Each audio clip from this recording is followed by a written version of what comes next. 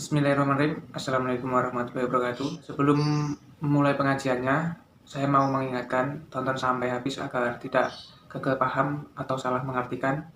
Semoga video kali ini menambah wawasan kita dalam beragama dan bermanfaat buat dunia maupun akhirat. Amin. Oke, selamat menyaksikan kajiannya. Jadi kitab Bukhari, kalau bolak-balik matur, kitab Bukhari itu ashahul kutub ba'dal Quran. Jadi kitab yang sahih setelah Quran itu menurut jamaahirul ulama, menurut mayoritas ulama sedunia ini Bukhari. Kemudian nomor 2 Muslim. Itu dikarang dengan sanad yang otentik. Yaitu kayak yang ini hadatsana Ali siapa sampai dari Imam Bukhari sampai Rasulullah dikarang secara otentik, ya, secara sanad, ya, secara mata rantai sing solid, ya, sing tidak al-qila wal qaul, tidak jari-jari. Ini kalau terang. Nabi zaman Sugeng di akhir hayatnya itu sering ngendikan tentang al-fitan, tentang tragedi utawi prahara. Itu banyak riwayat yang bahkan Nabi itu pernah ngendikan saya dan kejayaan Islam itu hanya berumur 36 tahun. Itu sampai menghitung periode 36 tahun. Juga banyak riwayat yang bahkan secara detail saya mencium turba, di mana nanti cucuku terbunuh di situ. Apa kamu gelisah Muhammad? Iya. Kata Jibril, jika kamu mau, saya tunjukkan di tanah mana nanti cucumu akan dibantai. Itu riwayat jauh sebelum Said Husain dibantai di Karbala. Termasuk riwayat-riwayat yang se-ekstrim ini.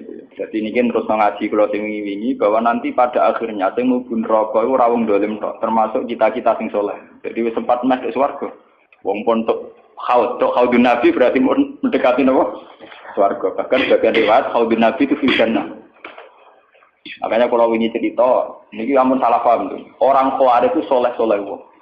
Justru karena kesalehannya itu melahirkan tragedi dalam Islam. Karena solehnya itu kemudian mengharamkan barang yang mubah, mewajibkan barang yang sebetulnya hanya sunnah.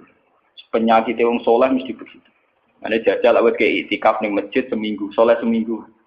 Enggak metu perpal perempuan wong amen jagongan ning omah. Kok ora eling pengen. Padahal eling pangeran iso ning omah iso ning dalan. Cuma dekne selerane kan ilinge ning masjid. Wong itikaf seminggu kok gegere kak. Enggak. Enggak kowe seneng pengajian ya ngono. Wong ini ora seneng ngaji sing teko kok wong 5. Gelem dijak apik ta ora? Padahal ning omah ngurmat anake ya apik. Paham ya? Ning pasar dagang ngurmat anak putu ya. Apik. Cuma APM kan kiai dari pelepak-plepok ning masjid. Tapi gara-gara pelepak-plepok ning masjid seminggu gegere tengah. Terus menfonis orang lain. Wah ada.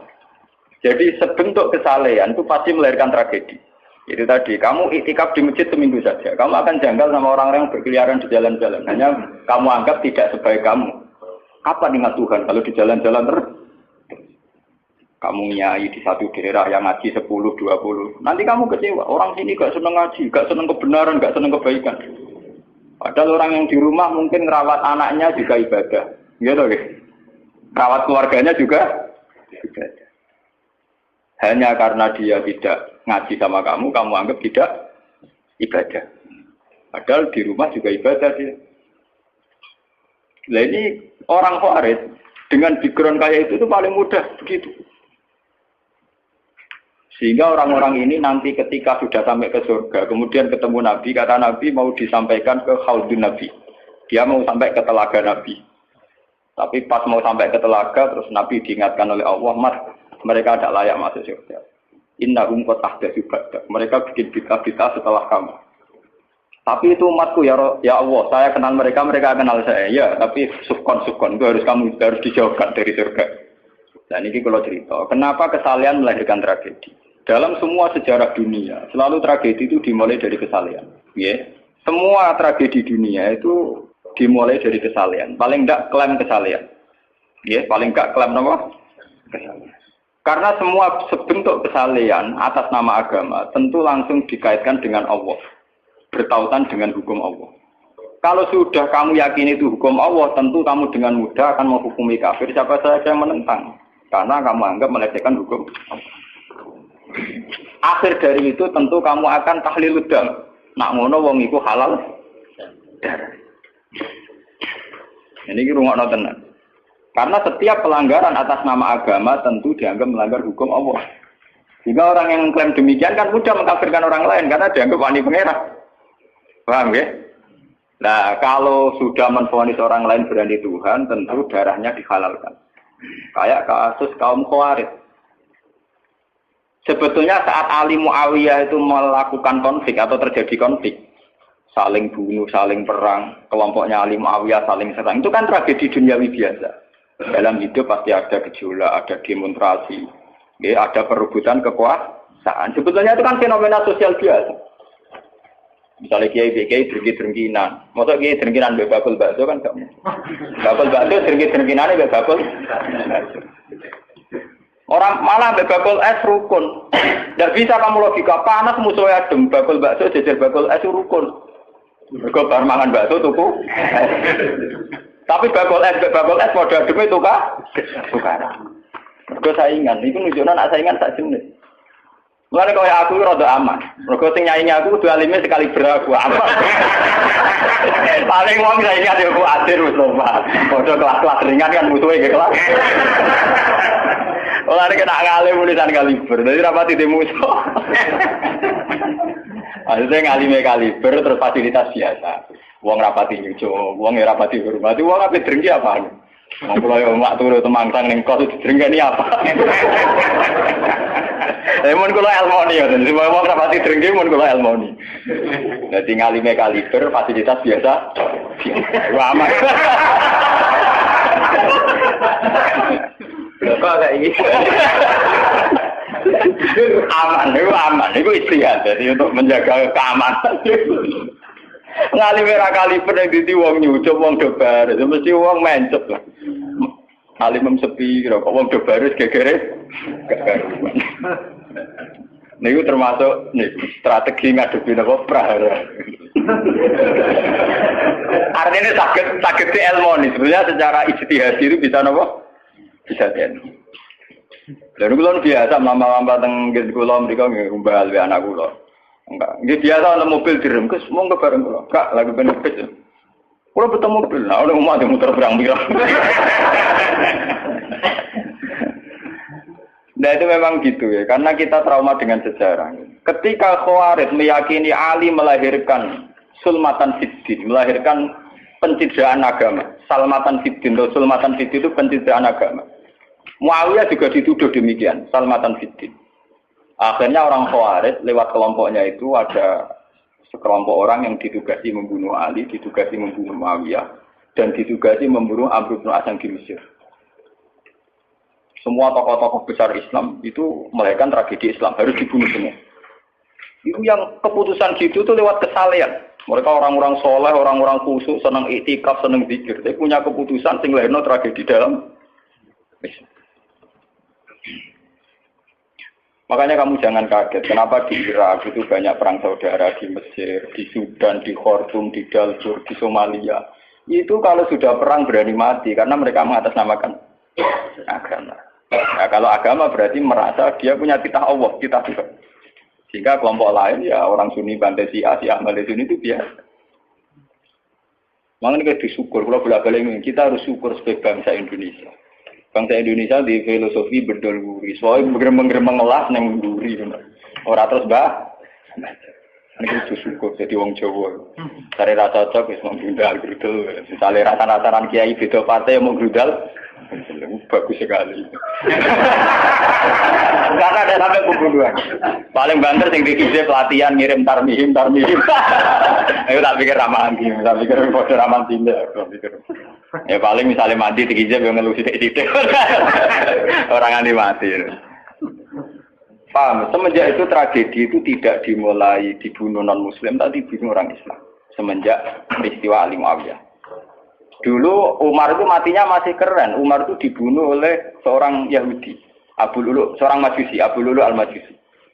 Era Utsman banyak riwayat mengatakan yang membunuh itu banyak yang tidak Islam. Tapi era Ali, Muawiyah sampai Said Husain itu yang membunuh orang Islam semua. Bahkan sulahahum, orang-orang yang kategorinya soleh. Wong soleh macam payah. Baik Madin gue kenal aku ngukumi wong murtad itu biasa. Karena daftar kemurtatan dalam kitab-kitab salaf itu terlalu banyak. Sama kalau ngaji sulam taufik, sulam safina itu berapa mudah, betapa mudah orang-orang masuk kategori nomor. Mungkin pondok kula rata rego ajaran. Wah, ada sing kiai tanglet kula, Gus yo mboten nglebokno ajaran iki pondok jenengan. Lagi bantah aku apa takok?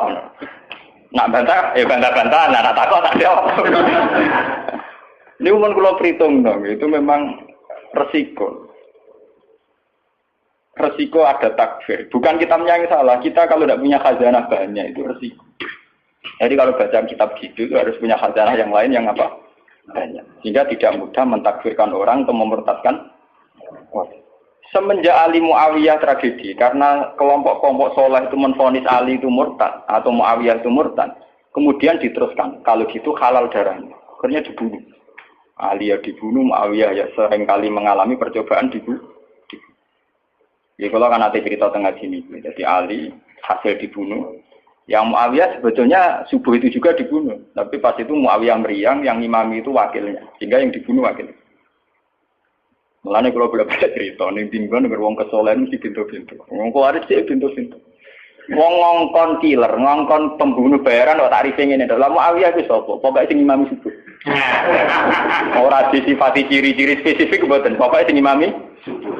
Lah Muawiyah sebut-sebut pria. Nomor wong imam ya di materi. Wong apa jenenge? Apa itu istilahnya tugas-tugas yang super bahaya kok tarifnya pokoknya sing imam subuh. Wah, emproh. Waraine sing piye kotak ta piye ta mutune sing piye? Kemudian polisi diseketas. Ora tarifnya pokoknya sing imami. Mami ya meriah, nasibnya apa? Jadi orang pembunuh profesional. Walhasil semenjak itu tragedi dimulai dari takfir. Setelah itu ada era Muawiyah punya anak Yazid. Yazid ada isu dia senang nyabu, senang ngeflek. Dia orang yang nakal saat jadi pemimpin. Orang Islam sholat tersinggung. Wong kok dipimpin wong dolim. Cara orang Islam ekstrim wong kok dipimpin wong ra sholat, wong ra bener kok mimpin wong bener. Akhirnya Madinah bergejolak. Madinah bergejolak ini kemudian banyak yang mervokasi Said Husain supaya ngambil alih kepemimpinan sinten. Ya. Sampai nak cerita di tragedi ke saya.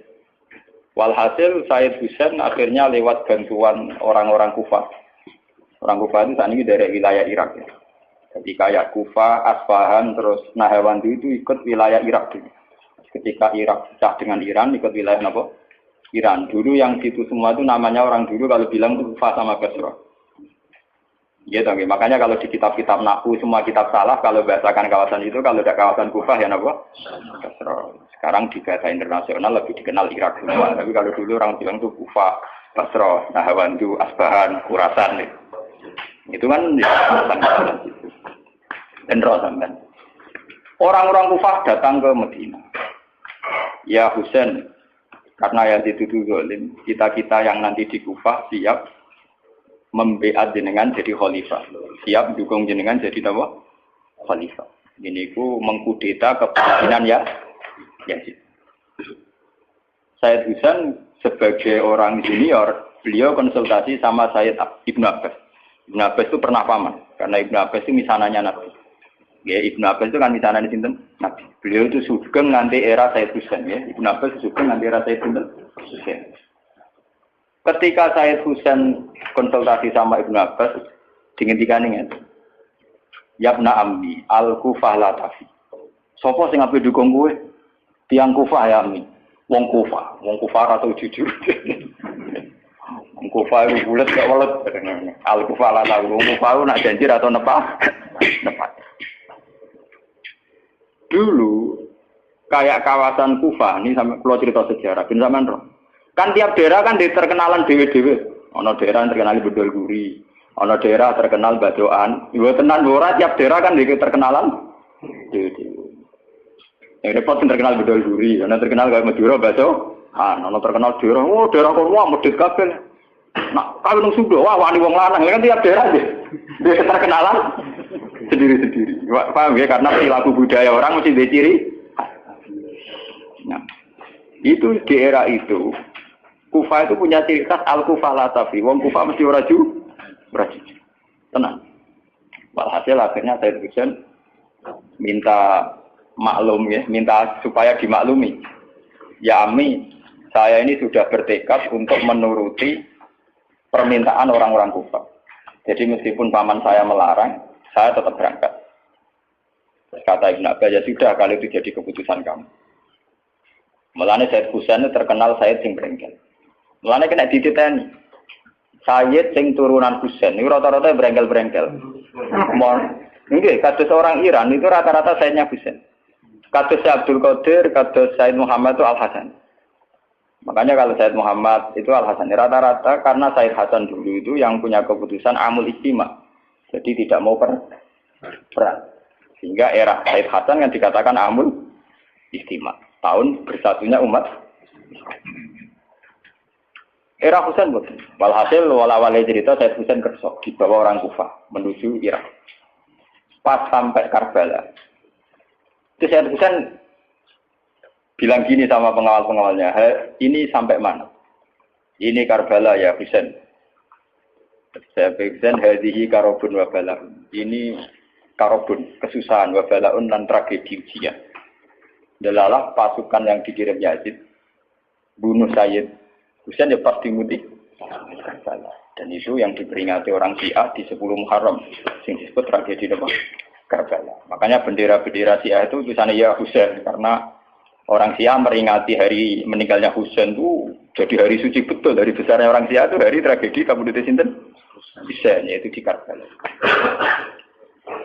Nah kemudian versi cerita itu bulat.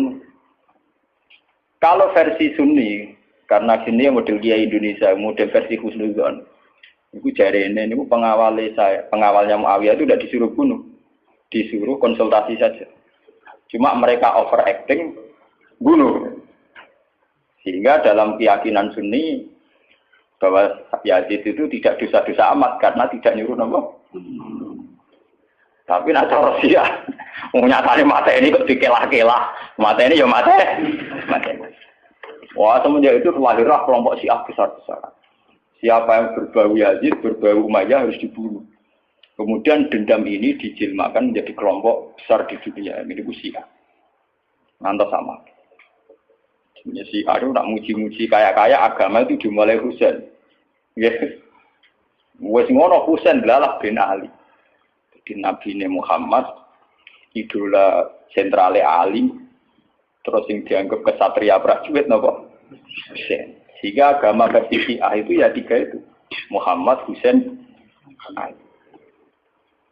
Karena referensi agama Syiah itu hanya ini. Ali zaman sugenge Nabi ya terkenal pahlawan perang, terkenal kesatria perang. Husain ya kesatria perang. Sehingga orang Syiah tidak punya rujukan kecuali sejarah kesatriaan. Waktu Musa wani mati, kata Iran saat ini Ahmad Benedek, itu orang Iran perasaannya begitu, ngadepi Musa mati, wani mati. Beda perasaannya ahli sunnah, karena ahli sunnah idola no sahabat sing kuno ya idola, yang ora jelas ya napa idola. Wah, akhirnya sahabat macam-macam. Jalan madu ngidolakno sahabat topo sing nak ana perang mirip. Terus Mustafa ngidolakno sapa sing ora jelas penting itikaf. Itu kelebihannya Sunni karena ngakui semua sahabat jika perilakunya variasinya banyak. Lho tenan niku mboten kuyon niku. Karena variasi idolanya napa? Banyak. Jika orang Sunni bentuke beda-beda. Mungkin tidak kebetulan. Mungkin tidak kebetulan semua ini. Oh pengamat itu ngamati sholat itu paling pusing. Bukan harus yang standar. Sholat Muhammadiyah, PKS, Salafi mesti standar. Caranya ngomong itu pusing. Dia ini terkenal alim. Loh akbar. Orang yang watwah. Allah akbar. Allah.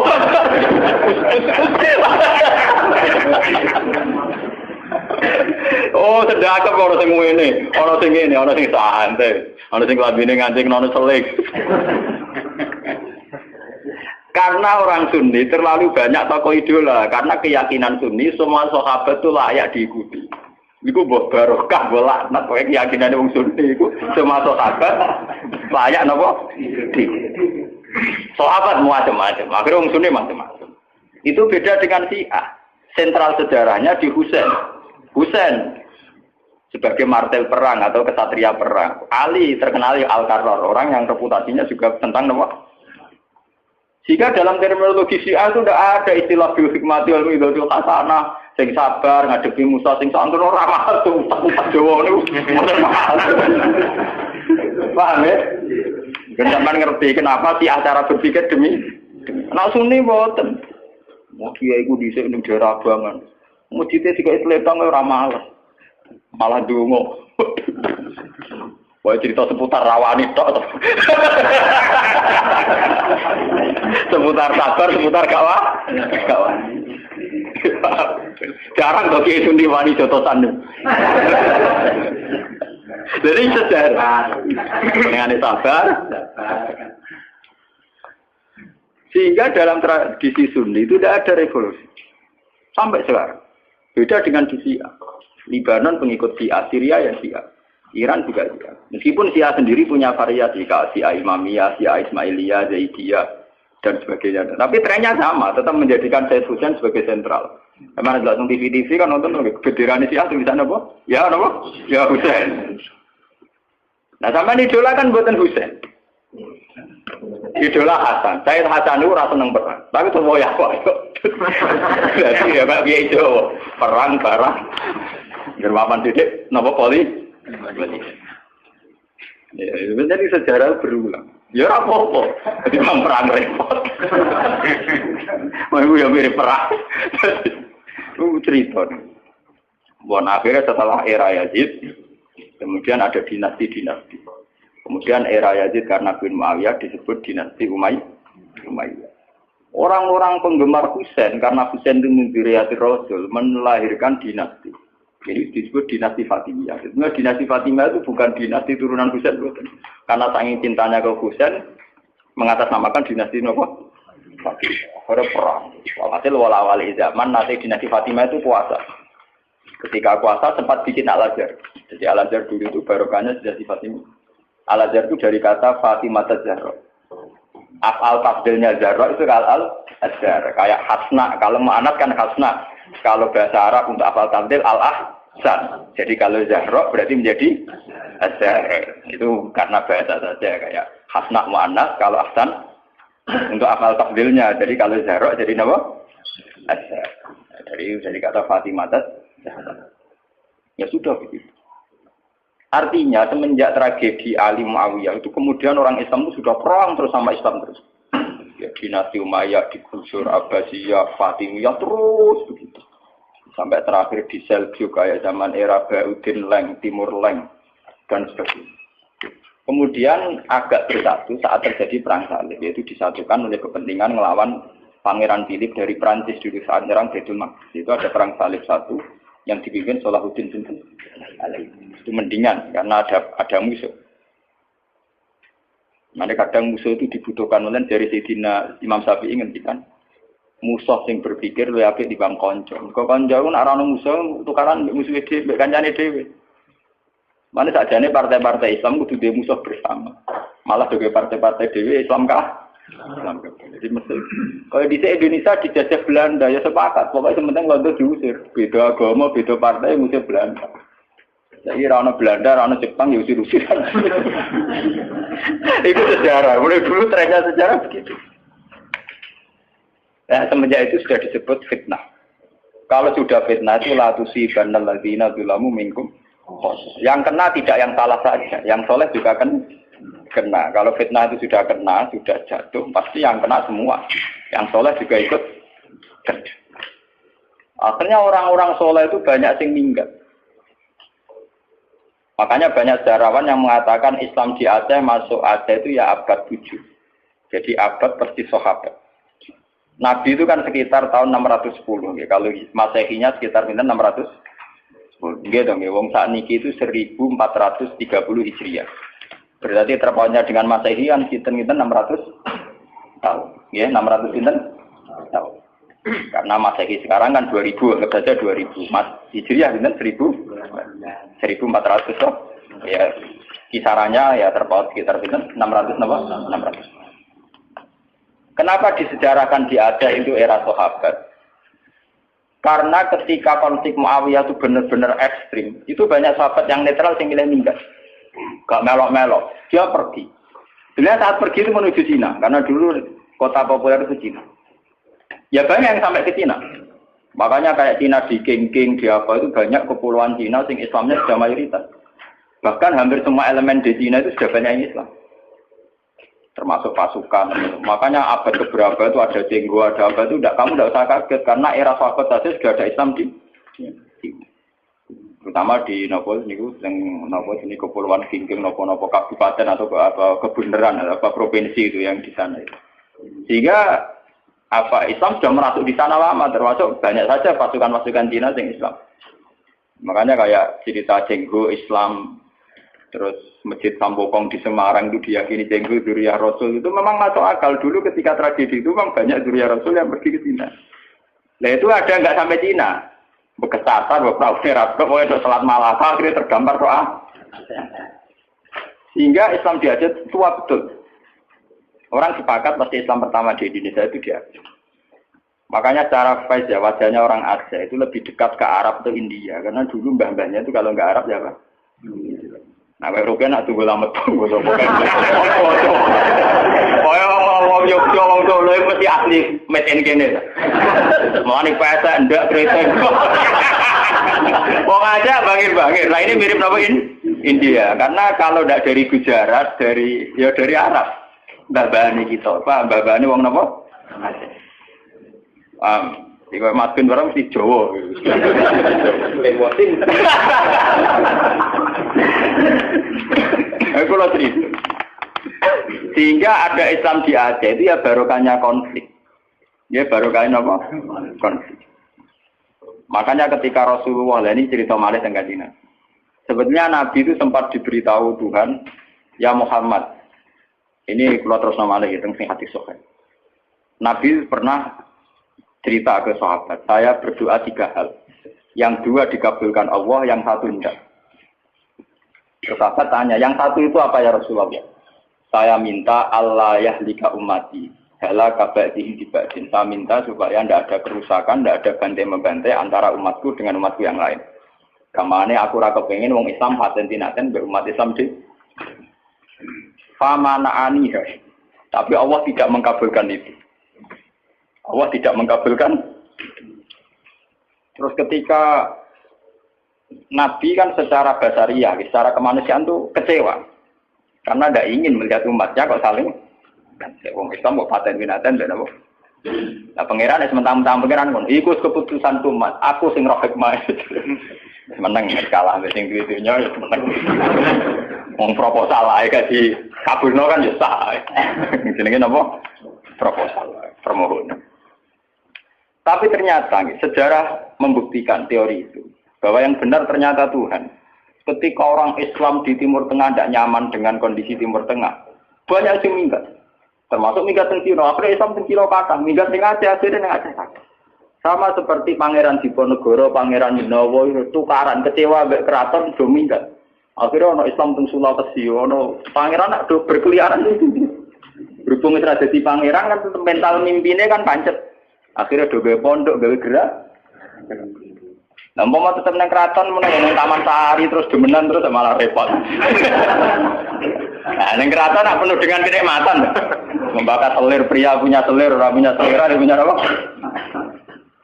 Artinya itu bukti bahwa semua keputusan Tuhan pasti mengandung hikmah. Malah nak ono kiai tukaran ning daerah, iku apik. Tapi nak ra minggat malah apik. Mergo gak menyebar. Tukang-tukang ning kono. Dadi nek tukaran kudune sing ming. Iku nanti iso menyebar. Nak ra minggat dadi udun ning kono. Dalam delok sejarah pondok-pondok gede wae barokah tukaran kabeh. Saya ono Gus ning desa, kok Gus pondok gede. Mergo ning pondok induk itu tukaran. Wah, akhirnya nyebar. Zaman tanya saja, sejarah melilir boyo kerap gak sampai. Ada pondok di Pandan Aran, ada pondok apa? Mesti barokah itu kak. Orang kok munafik. Loh, kalau ini keluarga kiai itu, saya dari keluarga dinasti Latem. Dulu banyak ada cocok akhirnya nyebar. Ki Hamid Pasuruan itu keluarga saya, itu misanan sama bapak saya. Tukaran nyebar. Banyak balukman, rata-rata pasaran minggat ke Tuban. Itu penting, itu tadi kadang cuma repot kadang tukaran minggat lagi. Jadi ujung. Berarti minggat. Nah ini cerita. Sampai tanya sejarah manapun, barokah ono Islam ning Cina itu barokah tukaran, barokah minggat. Islam di Aceh juga barokah apa? Itu begitu sejarahnya memang begitu. Makanya dalam hukum takdir itu begitu. Takdir itu kadang tidak menyenangkan secara syariat, tapi takdir nggak bisa dilawan. Ya karena itu tadi, itu sudah Tuhan. Tuhan itu kalau dengan hak prerogatifnya sebagai Tuhan mesti jawabnya mau ini alamu malah. Saya tahu apa yang kalian tidak. Pengiran suatu mau konge, bahwa ini alam apa? Aku luwe roh, mungkin semua makhluk roh. Itu sejarah. Kemudian bahkan sebagian riwayat mengatakan ini yang sejarah paling ekstrim. Zuriyahnya Husain itu banyak habaib-habaib yang alim, yang bahkan mensyaratkan nggak boleh nikah sama Sarifah, harus nikah sama Ajab. Makanya banyak saya Syamsus bin Yahya bin Bafadol atau Belfake itu banyak yang gak rai saya jelas. Rai ini, saya kadang rai Cina, ya kayak Cenghu barang itu. Saya pernah ditanya, apa mungkin Cenghu Durya Rasul, tapi rai ini kok Cina? Meripati ya sih.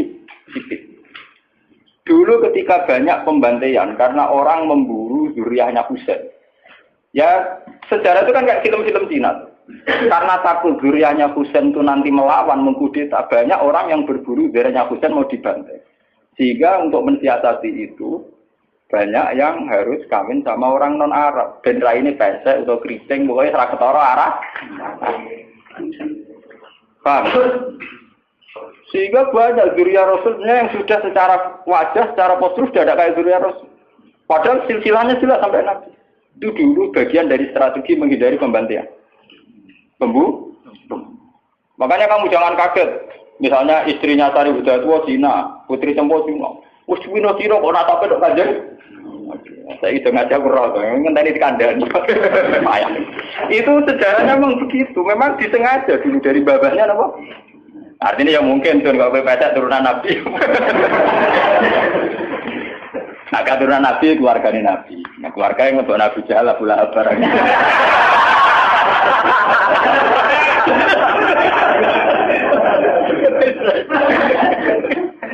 Aku lalu ada di kiai sering dibantah bagi kiai. Kalau akan darani ngaku coba gak sunat kiai coba. Coba sunat Nabi kok. Jadi Gus Bak gak sunat karpet ya. Kon tak aku. Maksudnya jiran sih. Gak cara kowe Abu Jahal coba. Coba ada pula coba. Nah ya coba Nabi tok Abu Jahal pula napa? Lah sampean delok ning film-film Arab kok ngoten. Bajingane coba. Dibaca ngene napa? Oh manene pakaiane. Lah nak salat itu kate Nabi mergo Abu Jahal gak to. Salat sunah Nabi yo salat iku mergo Abu Jahal gak tau napa. Coba Abu Jahal kenapa? Coba. Agak. Ora delok versi film, versi tenan gak padha. Lama anak gue misalnya Islam lugur, orang wong Islam dijahat wong Juban, kiai dijahat. Orang akhirnya wong Juban, agak murah, lama. Kau ada agak kena dulu film, wong Juban di kono. Gimana Juban di kono kok? Sebagai. Jadi tangan-tangan jiran ini bener, tapi nggak tahu cara nggak salah paham, seneng ngamuk begitu salah paham ya. Dari kalau cerita itu tragedi itu namanya fitnah. Tapi jangan kira kalau fitnah itu kemudian buruk, enggak. Makanya ketika Allah Ta'ala wa nabiyukum bisyarri wal khairi apa? Fitnah. Semua itu hanya uji. Itu akan berlalu secara baik-baik. Tidak ada apa. Itu sudah sunnahnya Tuhan. Akan berlalu secara baik-baik. Jarang ana wong mapan mergo duwe tuan yang baik. Mergo nak tuan yang baik menina bubukan akhirnya bocahku cengeng. Akeh wong disio-sio keluargane dadi wong kuat, wong mandiri akhirnya suka. Jadi akeh wong suka baru kae disio. Jarang juga barokah di nina bubukan. Itu nunjukno kadang di tuan jahat itu barokah. Mereka kersane pangeran, kita tidak mungkin nyari atmo jahat, jahat kok disari atmo. Tapi berapa orang yang mandiri mergo di sini si tonggo utang ra oleh ra dipercaya? Ya. Lho kowe ora usah nentang hikmah pangeran. Pangeran sing dudu coba tentang. Paham ya? Jadi drengki itu ya orang arah jadi syariat, tapi baru kayak drengki ya luar biasa. Nah, saya ini konsumen itu baru kayak drengki kafe. Onong di toko, tagadi drengki gaya toko, kafe gaya toko, akhirnya barang murah. Mereka sing kompetisi akeh. Sing untung konsumen. Kowe ngaji mak suwe aku, lha aku terang. Ada pangeran nggak semokong, ngerti tentang Kanjeng Nabi ngajak nomor permohonan sing aneh-aneh. Mas, kowe roh aku pengen. Ini alamu malah apa? Makanya ngaji ini harus sampean menjadi tahu. Kenapa fitnah itu kita takut. Tapi ya jangan nganggep terus itu tragedi segalanya. Ini biasa-biasa mawon itu sudah sunah. Lah kenapa sirinya Allah tidak ingin bahwa umat Islam dibunuh oleh non-muslim? Ini wonten sejarah. Ketika Kanjeng Nabi minta itu tidak dikabulkan, kemudian sejarah terbukti demikian. Yaitu misalnya Ali dibunuh oleh orang Khawarij, Said Husain dibunuh oleh pasukannya ya. Terus sampai ke Demak Bintoro. Arya Penangsang mantine mbek pangeran apa? Sutawijaya napa sinten? Panembahan Cina. Ya begitu. Sejarah di Demak Bintoro sampai sekarang. Kenapa begitu? Tuhan itu ternyata itu menyangkut gengsi. Kata Allah, aku malah ra ikhlas. Nak kekasihku dipateni mbek musuhku. Ada podo kekasihku. Terus podo kayak teori wong Jawa. Kowe nak dhe anak pitu, ditabuki tangga ora trimo. Tapi nak sing nabuk kakake, cek luwih trimo, ditabuk kakake dhewe. Tapi wong liya kowe malah rae. Mulai disia-sia bertua ora apa-apa. Timbang disia-sia wong liya. Ternyata itu luwih masuk akal dari pangeran. Akhirnya Kanjeng Nabi sadar, tangan-tangan nggih Gusti. Artinya luwih masuk akal, disia-sia balane dhewe. Kue dia anak disia-sia kakak nyanyi adik dan sebaliknya kue luwih gampang timbang disia-sia wong mesti ra terima sapa wani misaya anak tapi nak kakake misaya adik kan aja ngono lho Cuk. Nah, itu detail sekali di kitab ini itu dikarang oleh kitab ulama-ulama kaliber mulai kados sinten Ibnu Khaldun kayak Imam Tobari termasuk Imam Bukhari itu sejarah begitu sampai sekarang. Kowe ora usah Rasulullah, partai Islam pirang-pirang nggo dadi sitok niku ya ora iso wis sunah pangeran ya kudu tukar. Lah tapi gara-gara tukaran berapa kiai yang punya kegiatan? Monggo partai sitok berapa kiai yang nganggur? Mana gak pengurus partai. Gara-gara partai pirang-pirang berapa ribu pengangguran iso tuker. Mergo partai akeh rebutan dadi pengurus karena butuh pengurus akeh. Banyak orang enggak ngam. Tetep pinter pangeran kowe. Lho nggih to, misale partai Islam tunggal iki diserah kanggo. Gara-gara ono partai Islam cilik-cilik kok ambo kabeh. Akhire entuk aktivitas kabeh. Alhamdulillah. Itu tidak apa-apa, itu secara teori hikmah loh. Saya ngomong dengan kapasitas ulama loh, bukan gak ada kepentingan loh. Itu tidak apa-apa, itu ada hikmah. Ini ngantul, orang ngantul, pokoknya keyakinan gue ngonton, nyatanya bukti ini ngonton. Apa mungkiri bukti? Mungkiri kersane sinten? Pengira. Tidak bisa. Jadi hasud itu akan haram terus secara syariat. Tapi banyak baru kayak orang hasud. Coba sekarang obat-obat yang mengandung borak atau formalin itu tidak ada yang orang soleh bongkar. Mesti rival bisnisnya atau lawan bisnis. Gak ngarang untuk Masjid Mustafa iso bongkar sindikat narkoba. Sing iso bongkar yang lawan sindikat narkoba. Iya betul. Apa iso bongkar orang. Iya betul. Pangeran mbok warai mana agar tua kok anak-anak ben Nabi jawab ini alamun apa. Apa malaikat tak wong paling parah pangeran. Jawab pangeran ini anak alamun alam apa. Aku ora aku aja. Itu bukti bahwa semua yang digedaki Tuhan itu pasti baik. Bahwa akhirnya tetap ada syariat. Misalnya hasud ya haram. Drengki di apa? Haram. Itu syariat. Ya begitu ya ada apa-apa. Haram juga tetap haram. Mana kalau di guyonan Gus, kalau nanti kita itu ya. Kados makan kewan-kewan sing bahaya kok ada haram kena apa? Sale mangan ulo ada haram dari mangsa. Ya biyen apa itu apa nanti haram. Ya bukan dihalal kan malah lontek malah ra ono kewan berbisa. Beda sih. Ya misalnya tikus halal kan gak ono wabah tikus kan. Ya beda jawab. Gak ada yang orang takwa sih kurang ajar, aku kurang ditakut. Padahal Tuhan itu punya strategi itu yang menjaga ekosistem di alam raya ini ya karena itu. Umpama ora ana tikus, ora ana ula, ora ana apa. Misale populasi tikus itu terus banyak ngalahi jumlah manusia. Kayak gambaran fiksi-fiksi film barat. Opera manusia kalah.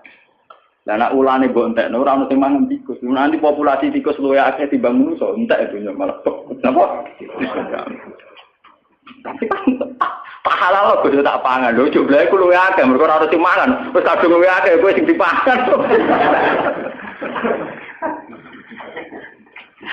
Itu memang repot ya, menyangkut hal-hal begitu itu memang repot. Tapi semenjak ngaji ini sampai anak kantor bahwa ternyata Islam di Aceh sampai Cina bahkan sampai teng Samarkandi, Tashkent, teng Bukhara, Azerbaijan, Tajikistan itu dulu itu barokahnya konflik semua. Bahkan ada Islam di pedalaman-pedalaman semenjak Islam di Demak Bintoro Mapan kemudian mulai pangeran-pangeran konflik. Kemudian menyebar. Ada yang moh ning gone keraton jadi resi. Ono sing jadi ulama, ono sing jadi pangeran di kampung-kampung. Makanya kayak di Ponorogo sejarahnya dia bikin gerakan. Kemudian perilaku hidupnya dintakna nggo nulis takrib. Makanya terus yang dikenang beliau punya tulisan tangan apa? Takrib. Nah, muga dekne nyaman ning kraton nak malah ning Taman Sari. Jadi ono hikmah ini enggak terus jadi ulama. Itu memang itu sudah hikmahnya Tuhan. Bagi kalau terpakan nah ini sing niku guyon ini sing bakat sing ekstrim. Kembali lagi. Lah kenapa orang-orang khawarij, orang-orang soleh itu kemudian secara kriteria masuk surga harusnya masuk surga karena mereka sholat, mereka soleh, mereka ibadah. Tapi ketika mendekati haudur rasul, ya mendekati haudur rasul, pas diundang Nabi mau masuk haud, dielingno pengiran mat innahum qad ahdatsu ba'da. Mereka itu orang-orang kriminal yang bikin tragedi setelah periode kamu Muhammad. Mereka orang-orang kriminal yang bikin tragedi setelah periode kamu. Tapi saya kenal mereka ya Allah, mereka juga kenal saya. Tidak, harus diusir. Ternyata dosa terbesar mereka adalah tahlil tidak mudah mengalirkan darah. Justru atas nama agama. Mulane kula nyuwun teng pengajian niki, apapun kondisi kita, wis akhire cocok mbek wong liya wis ra. Pokoke jangan mudah vonis atau menfatwakan halal darah. Misal kira cocok wong nganti sudul langit asal ijek Islam utawa kafir dini utawa kafir sing gak harti wong ra jelas. Misale kula gudeng wong piye wis pateni ya, rasa dipateni ya mati dhewe. Pokoknya hindari hak nudima, sesuatu sing berbau menghalalkan darah harus napa?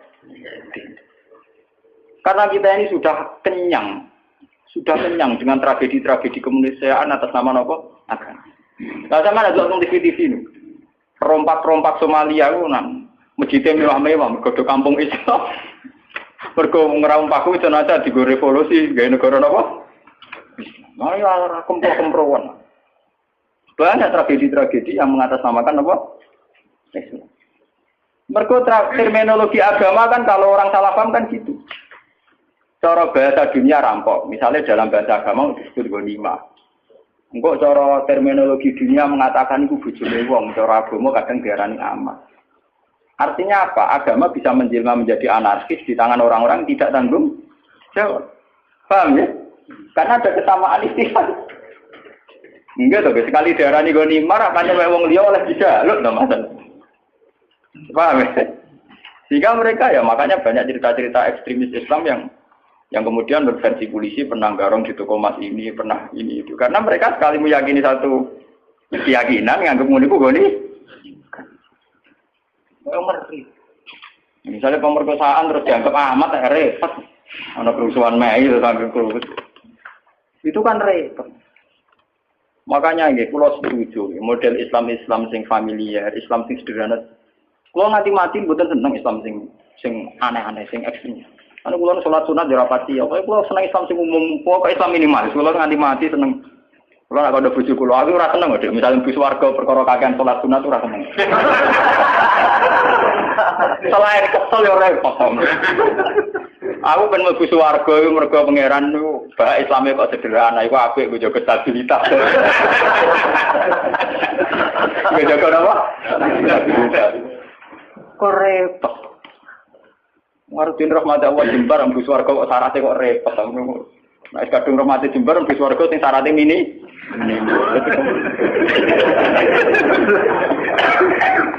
Karena Karena kulon saja punya hitung-hitungan sejarah. Semua tragedi sejarah kemanusiaan dimulai wong-wong khusyuk. Dan ada kesamaan secara ilmu rasional. Ini yang disebut Cooper. Dalam teori psikologis, orang Cooper itu cenderung begitu. Jadi nanti kalau terlalu akumulasi kayak kelainan. Jadi kayak nopo misalnya jadi paranoid, asal wong liya layak dicurigai, layak dibunuh. Itu orang-orang soleh. Ya karena memang secara kasat mata Ali itu melahirkan kegaduhan, Muawiyah melahirkan kegaduhan. Tapi kenapa fatwa mereka kemudian halal darah? Dan sampai kita akan ngalami tuh, misalnya Pak Guyuban Betawi mengusir Gus Dur ke Jakarta, terus siapa mau naburi Gus Dur dia itu kan ya selain tidak Islami juga repot. Kalau tidak cocok ngapain dibiarkan? Toh tidak usah dibunuh juga nanti mati misalnya kan masih bisa disilahi. Kan ada kebenaran yang mujma' alaih, misalnya kita sedekah, kita bangun masjid. Saya tuh sering loh konsultasi sama orang-orang begitu, saya tanya, kan ada kebenaran yang mujma' alaih, misalnya kita sedekah, kita ada. Ngapain cari kebenaran yang tidak mujma' alaih, yang tidak disepakati ulama. Misalnya kita bunuh si A, sudah tidak mesti benar menurut hukum Tuhan, atau tidak mendesak, apa ada cara di surga kamu harus bunuh orang itu? Jangan-jangan karena nafsu. Kan enggak mendesak. Nah kalau sampean tanya, tapi dulu zaman sahabat kan sering bunuh-bunuhan zaman perang. Perang itu beda dengan membunuh. Perang itu gentleman, ada depan. Dulu sahabat ngadepi wong kafir ada depan. Nah kalau membunuh menikam dari belakang itu enggak perang, enggak bunuh-bunuhan, kamu bunuh sepihak. Wong lagi kongkong-kongkong kok patahin. Ada tunggal, mun ada depan kerawani. Perang itu kan ada depan. Makanya yang dialami Nabi dan sahabat itu perang, bukan membunuh. Meskipun efek dari perang membunuh. Tetapi membunuh tanpa perang itu kan gak gentleman. Misalnya wong pas ngaji ini dibom, ana wong pas kongko-kongko ning gone warung napa? Itu kan sepihak to. Nah, perang kan ada. Meskipun efek dari perang bunuh gitu. Dia membunuh beda dengan perang. Paham? Itu beda sekali. Nah, kalau orang Khawarij itu gentleman harusnya nantang Ali. Ali kamu itu salah, coba perang tanding sama saya, itu fair. Enggak ngenteni sholat subuh. Bahkan riwayat baca pas sholat dikira rawani ngenteni pas sujud. Kan nemen oleh nyolong tuh. Gitu kita riwayat pas nopo. Itu kan betapa ada gentleman-nya, enggak kesatria. Sholat sinala yubi mateni musuhnya pas perang loro tiba ditabak nose. Engko naik semari perang tanding bener. Saking kesatriane kan. Gitu cerita-cerita lah. Dalam cerita kesatria kalau perang yang satu pedangnya sudah jatuh, enggak diteruskan bunuh kan. Karena tidak kesatria punya pedang melawan yang tidak punya. Gitu. Ini harus jadi sejarah. Nah, orang-orang melahirkan bid'ah terutama yang sampai tahlil Islam ini yang dimaksud Nabi innahum tatahdatsu ba'da. Mas wong ngono iku ora perlu mlebu swarga, mergo bikin bid'ah sing parah. Ini ku melahirkan apa? Tragedi kemanusiaan. Niki kalau mau teng sarai teng Fathul Bari, jadi bid'ah di sini bukan sekedar bid'ah kados tahlilan ning kuburan itu bid'ah ringan. Umpama masalah tenan ya orang nganti mlebu neraka. Bid'ah ringan. Niku kelas-kelas ringan. Ini yang di cara-cara bid'ah ini itu bid'ah yang sampai tahlilut. Dunger, ya itu kayak yang dilakukan Khawarij.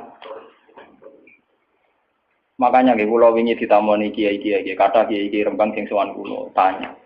Gus, Islam di Indonesia cara jenengan piye? Aku jawab, wah Islam Indonesia yang terbaik ya, di dunia yang terbaik. Meskipun ya tidak jelas tapi ya terbaik. Artinya ra jelas itu patokan cekak nganggo pakaian minim nggo ruko ning masjid damai. Lah cara wong Timur Tengah janggal, pakaiane ra Islam kok orang masjid. Engko ning masjid lagi 3 huruf kuwe bar kok dicoplok meneh patokan cekak lah sing calanang kiai ini tak ustaze ora keberatan ben ngono. Anggap ae semandang. Mergo nang kiai ini ditakoki, gitu kok dak kamu tegur itu kan buka aurat di depan umum. Tapi kan sholat, jek apik to. Yang penting kancane ora ketrucut jek apik awake lah itu ketrucut. Itu asline. Tapi di Indonesia itu baiknya Islam yang saya katakan terbaik. Kita ini tidak punya tradisi kalau tidak cocok bunuh. Itu tradisi terbaik Islam kita. Misalnya ra cocok PKB nggih partai dhewe, ra cocok P3 nggih partai dhewe, ra cocok pondok induk nggih pondok dhewe, ora cocok jamaah tarekah apa ya gawe jamaah dhewe. Jadi variannya itu ringan kan. Dan itu melahirkan berkah, akhirnya ono tes berkeliaran di pakanan dan sebagainya, itu tidak apa-apa. Gue kalau ngomong jujur itu bagus. Kalau di Timur Tengah tidak ada. Yang namanya kelompok Kurdi ngelawan Saddam ya bunuh. Saddam merespon Kurdi juga bunuh. Ikhwanul Muslimin di Mesir juga begitu. Di Khartoum, di Sudan, di Darfur, di mana-mana begitu. Di Somalia begitu. Islam Indonesia kok. Nanti kalau ngerti kandang ini yang Gus wonten kiye boten cocok jenengan. Nak wong Indonesia to nggih wah cocok ya. Paling bermanfaat. Jajal ora cocok wong Kurdi. Nggih to nggih utawa Hamas. Itu ngeri. Yasir Arafat itu punya menulis buku. Yang semangat bunuh saya itu bukan sekedar musuh-musuh dari Israel, tapi dari kelompok Islam garis keras itu ya semangat sekali ingin bunuh. Nah, itu tulisannya Yasir Arafat. Ya kita memang nggak antian, tapi tidak bisa jadikan model. Kita respect sama perjuangannya Hamas, Ikhwanul Muslimin. Dalam banyak hal mungkin kita cocok. Tapi itu tetap kita punya budaya sendiri. Ya kita punya budaya apa? Ini budaya yang gremeng ini. Daripada ada diutur, gremeng rapopo. Teman-teman gak mati? Gak mati. Tidak apa-apa. Kalau mau catat sarah-sarah semua bentuk hak nudima, semua bentuk pencegahan terhadap aliran darah, mengalirnya darah itu harus dibela. Dan itu syariat Islam tertinggi. Buktinya Rasulullah ketika ditawari kafir Quraisy untuk damai dikenang sebagai sulhul Hudaybiyah. Berarti Nabi kalau perang sudah mentok, tidak ada perdamaian, tidak ada perjanjian. Selama masih mungkin tuh Nabi tidak senang. Makanya ketika kafir Quraisy minta satu perjanjian ya dituruti sama Nabi sulhul Hudaybiyah. Dulu ketika di Madinah ada piagam Madinah juga dituruti. Jadi perang itu sudah mentok. Islam berusaha semaksimal mungkin supaya perang itu tidak ada, pertumpahan darah tidak ada. Jika dalam fikih ada disebut kafir zimmi, kafir mu'ahad, kafir mustakman. Itu orang-orang kafir yang nggak boleh diperangi karena statusnya tidak harbi. Fikih itu hanya membolehkan perang sama kafir yang memusuhi Islam. Makanya ya waktu ruhum ya kalau mereka merangi waktu ruhum memang itu akhrajukum. Makanya waqatilul ladzina yuqatilunakum, perangi mereka yang merangi kamu. Tidak ada di Quran qatilul kufar, tidak ada. Perangi alladzina yuqatiluna. Maksudnya jelas perangi mereka yang merangi kamu. Nah, tapi kemudian Islam didangkalkan, perangi orang kafir itu tidak ada. Ya. Yang ada perangi mereka yang merangi kamu. Dan usirlah mereka yang mengusir kamu. Wa akhrijuhum min haitsu akhrajuhum. Itu jelas sekali aturan lainnya apa? Sehingga disebut perang karena berhadapan-hadapan, bukan bunuh nilai. Itu beda sekali kan bunuh. Musuhnya pas turun dipateni, pas sujud kok sisi Ali. Jadi andikan orang Khawarij itu tidak cocok Ali terus, ya Ali saya tidak cocok kamu ayo perang tanding apik, gentle. Kayak Ali rata cocok Amr bin As tidak perang tanding. Amr bin As itu panglima terbaiknya Muawiyah, rata cocok Ali tidak perang tanding. Mergo Amr bin As ngerti Ali senengane perang. Tapi Ali kan di pengapesan, disebut karoma wajah itu jadi ini mergo ora tau roh aurat. Kamane ora tau roh aurate wong liya. Bareng Amr bin As mek kalah terus udah mlayu Ali.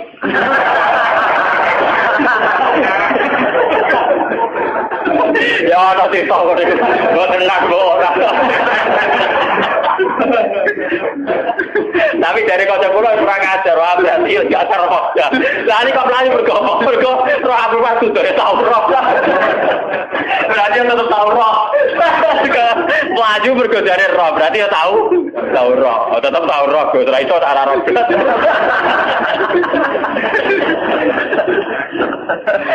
Maaf ya udah kurang ajar.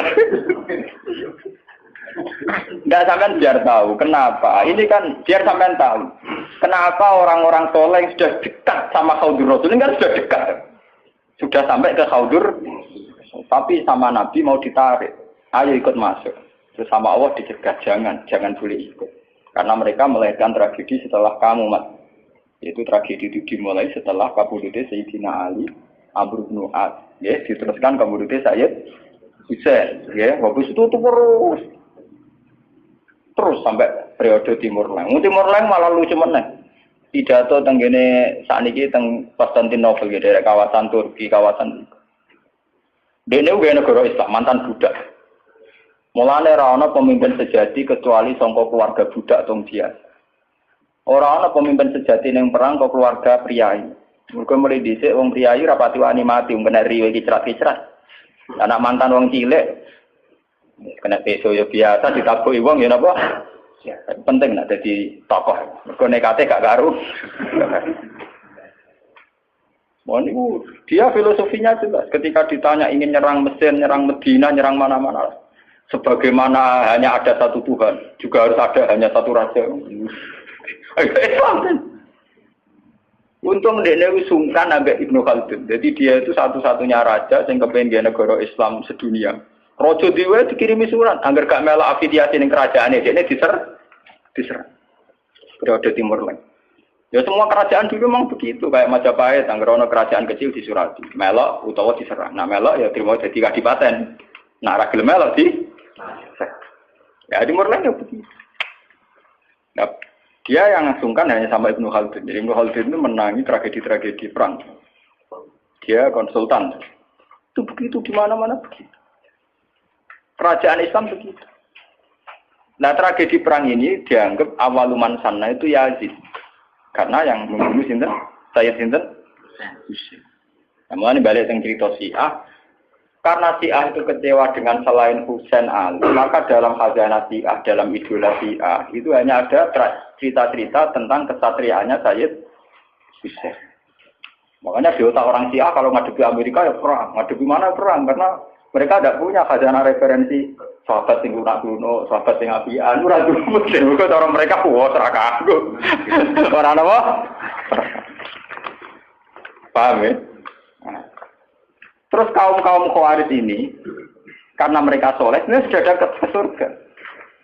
Ya, sama Allah diingatkan, mat mereka tidak layak bersandingan dengan kamu. Innahum qad ahdatsu napa? Nah, lewat ngaji ini sampai kula kairo, ahdatsu itu bukan sekedar bid'ah kayak tahlil, kayak klaimnya Wahabi itu. Kalau Wahabi itu berlebihan. Mosok wong ziarah kubur dihukumi syirik, wong tahlil dihukumi apa? Nak cara kula, itu ngukumi syirik itu yang ekstrim lah. Dosa besar yang ekstrim, kayak bunuh. Saya berani bersumpah, saya itu kalau selain bunuh itu kula masih, kalau bunuh itu memang ngeri itu. Satu orang punya keluarga. Mulai cilik di rumah gede-gede buat ini. Mulai di Nabi Sufyan pinter, Nabi Sufyan itu Nabi Sufyan jenenge Hindun. Itu nak kurang ajar pol, kita ngunyah-ngunyah jantungnya saya sinten. Ini pas ketemu Nabi pas satu Mekah nih. Mas, aku ben Islam damai. Aku mau perang ya. Gue lagi impas mat. Aku mateni dalam pirang-pirang, dia mateni balak pirang-pirang. Ini orang Arab dulu itu terus mengembangkan satu pegangan hidup. Istilahnya nurabbihim sikharan wa qataltumuhum kibaran. Lewat cilik tak rumah, tak timang-timang, gede-gede buat paten. Sebab itu dosa membunuh harus kita anggap akbaril kabair. Karena logikanya kan nurabbihim sikharan wa qataltumuhum napa? Cilik digolekno bedan dukun ditimang-timang kena nyamuk era oleh. Ora kelar tuku susu direwangi adol beras, direwangi utang-utang kong. Gede-gede dipah. Mau perkara ziarah kubur, perkara bidah ngono wae. Iku beno wae.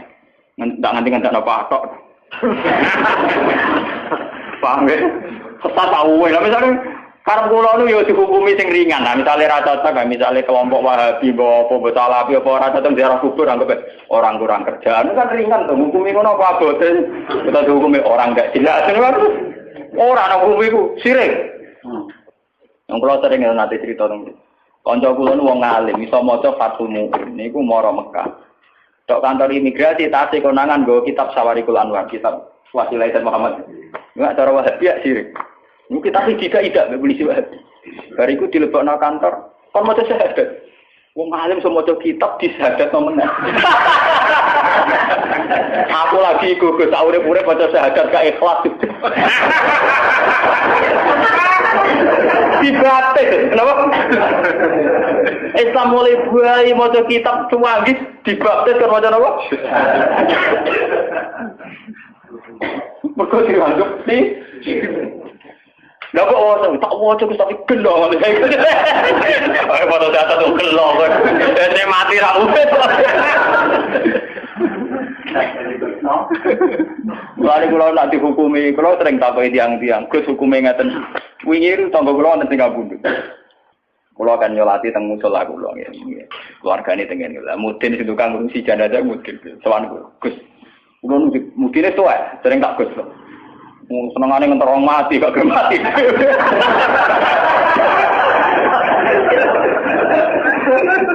Akhirnya ora kalah kulo, sering sowan kulo. Niku kancane bapakne. Dereng dipanggil kok. Gak usah mati aku lah emor dadi mudin nek mati malah lara. Malah ora ono sing naut kan.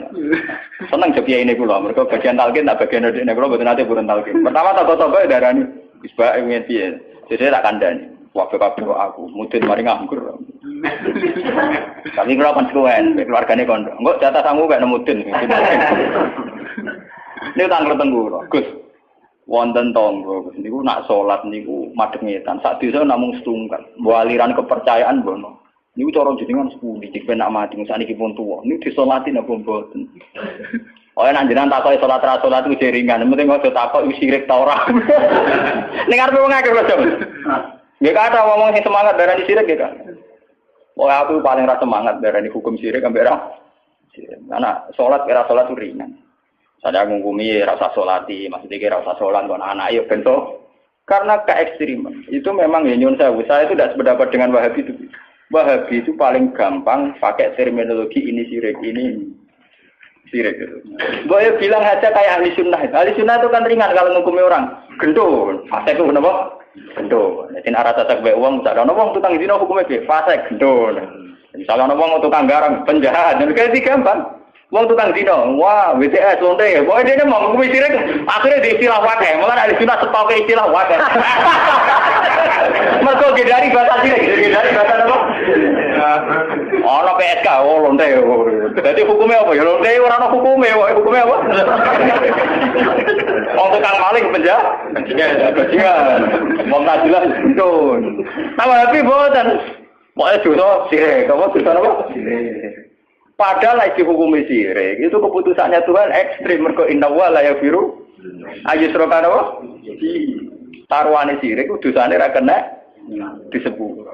Lah nek dihukum liyane sirik kan mlebu wae biru maduna. Lumayan. Lari jawab ora ngoten. Nek sampean takokane urusan salat cara salat iku tak jawab gampang. Nek keyakinane sampean semen ra gelem nyolati ora usah salat. Mboten Gus kula anu jenengan, nek jenengan dimenyolati kalau nyolati nek pesen. Nah, kan ringan kan. Nah, ringan cocok kok. Pokoke aku dadi kiai sing fatwane sing bagian ringan. Aku niku nak teng daerah-daerah saya kadang misalnya sisa-sisa aliran Dharma Gandul, aliran Kejawen. Macam-macam atau sekuat atau sehingga setelah ada Islam pun ya masih banyak. Dulu itu kayak agama Shinto di Jepang, terus di Iran sendiri ada Asdajirda, ada agama Ahroman Yazdan itu dulu kan menjadikan matahari itu tolok ukur. Karena matahari itu adalah dianggap sinar dunia. Makanya sejarah Ibrahim melawan kemusyrikan yang kaumnya, Falam Maro Asam Tanapa Bazikotan, melawan penuhanan matahari. Nah dalam teori kayak di Jepang, di mana-mana itu kan matahari dianggap sentral. Sehingga dulu itu ukuran sholat itu yang ngadep matahari atau tidak. Ini sejarah. Paham ya? Karena matahari dianggap sentral. Dianggap kayak semi Tuhan, sentral ya. Sebab itu ngendikane Nabi ojo sampai sholat ketika matahari baru terbit. Juga jangan sholat ketika matahari mau terbit. Saking susahnya Nabi melawan tradisi mendewakan matahari. Sampai Nabi ngendikan fa inna huma qarnas syaitan. Fa inna hatatlu qarnas syaitan. Karena sudah mendarah mendaging dulu orang ketika periode sebelum Masehi sampai setelah Masehi menganggap matahari itu sumber sinar, sumber segalanya, sumber kehidupan. Sehingga dulu orang itu kalau orang Arab niku malah kan orang Arab ku nak ngitung kanggo srengenge. Iku ketok nak wong Arab yo jahiliyah tenan, jenate sirik tenan. Orang Arab tuh kalau darani timur itu kan masyrik. Nak darani kulon mas. Terus nak darani napa mriki budi? Kidul. Kidul iku napa janubi. Napa? Janubi. Sing kiwa napa? Simas. Iku nunjukno nak kemungkinan apa dalam otak orang Arab itu bayangan wong madhep ngetan. Sehingga ukuran itu begitu, masyrik, maghrib, terus ini apa? Mereka umpama bayangan wong Arab itu madhep ngalor to itu jadinya enggak begitu. Kok balene iki. Umpama wong Arab bayangannya madhep ngalor ngeten maksud kula. Itu kan berarti sini itu kena maghrib, sini kena maghrib. Tapi orang Arab kan caranya ngukur kan begini. Jika sana punya nama maghrib, sana punya nama maghrib.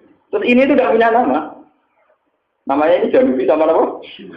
Intinya orang Arab kan bayangannya uang nama sebulan ngadep medan itu. Paham ya belum maksudnya? Artinya mereka menghadap matahari kan? Lah menghadap dalam sebelum ada agama tentu dengan arti nyembah atau mendewa. Paham ya? Paham ya? Itu sejarah. Jadi nganti bahasa Arabnya ketok dimulai kok bayangan wong ngadep nyetan, ya ngadep pinter. Mulane Islam antipati ana salat kok. Wae medune srengenge utawa wae diurupe. Utawa wae srengenge ning tengah. Lho Nabi sing dilawan ku ukuran srengenge kan. Kau oleh salat pas srengenge metu. Surup ya ora oleh. Pas ning tengah-tengah. Ya. Mana kalau seneng kalau kepada ulama kok aku sing rapati sholat tiga. Aku semangat tuh malah tengah itu aja nggak tambah. Mungkin kalau hitung, aku nih kadang-kadang pada dia ini tak hitung, secara syariat nabo tak hitung, dasar cocok. Ini pun nunjuk betapa yang namanya matahari itu dianggap sentral. Jika sisa-sisa aliran-aliran kepercayaan sing dewakan matahari itu kan, ya ini bersamaan roh sejarah. Sebab itu Nabi juga melawan dengan cara itu. Zaman Nabi Ibrahim ngoten, falamma ra'asam sabaji wa tangqala hadza rabbi hadza akbar. Ketika era Nabi Muhammad ngaramno salat fil awqat al makruha, batasannya ya matahari semua. Alasannya Nabi napa? Fa innahuma tatlu'u qarnat. Iku bareng ngambek selerane setan. Cara iki iku ana maknane iku pas setan ngetokno sumune, ngetokno kedikjayaan. Jadi setan memprovokasi manusia. Delok oleh pentingnya matahari. Delok oleh betapa matahari menjadi sentral kehidupan. Delok oleh matahari sebagai yang segalanya. Nah, karena matahari itu diposisikan demikian oleh wasa itu setan, orang terus menghadap matahari. Pas menghadap karena belum ada agama tentu dengan arti menyembah atau mendewa. Nah, Islam itu jangan sampai mirip-mirip kayak itu. Nah, caranya mirip belas. Oh, coba sholat. Ada gue ngopi, tandung nggak empuk, pokoknya. Paham ya? Jadi orang gunanya santri-santri yang gereja rokokan. Ben, caramu yang haram Allah. Wong haram liane ya pirang. Cara baca pulang ngoten. Gus kula tetep rokok. Lah jare mu'i rokok haram. Malah Gus sing haram ra rokok tok bodoni ya haram to wong itu. Wis biasa Gus nglakoni haram. Wah, malah parah. Sing haram ra iku tok. Pak, yang kena aliran-aliran sesat itu Pak. Paham ya, jadi lewat ngaji ini sampai ngerti. Jadi saya mohon ya, kalau ngaji bertaruh tenan di depan Tuhan. Kalau istikharah, kalau pikir, kalau bikin paket ini, kalau istikharah, kalau pikir. Memang bid'ah itu tinggal satu saja lah. Kita harus jauh, yaitu gampang tahlilut. Terus tak sampai stand gremeng ya lah. Nara cocok di gremeng itu ngerasani ngajak bolo-bolo, itu sing ringan-ringan. Kali rasa cocok bertua mantu, wah rasuah, mau rasulah, itu kan ringan tuh. Saya mbak kiai partai ini itu, maksudnya piye kok malah partai? Maksudnya raja, saya raja lah orang ngelakoni kan jelas. Kanggo sing ngelakoni ya jelas hitung-hitungan itu.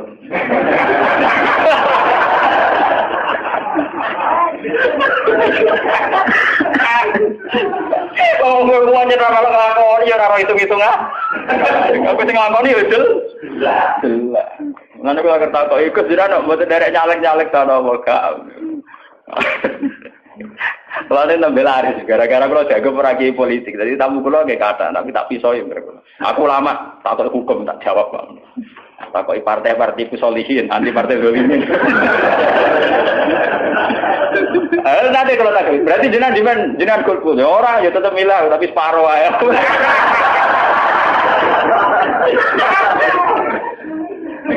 Apa? Separuh aja. Pun kalau terus nage. Eleng-eleng ya, inna buat ahdatu. Padahal orang-orang itu sing disebut Nabi laya ridu alaiya sopo.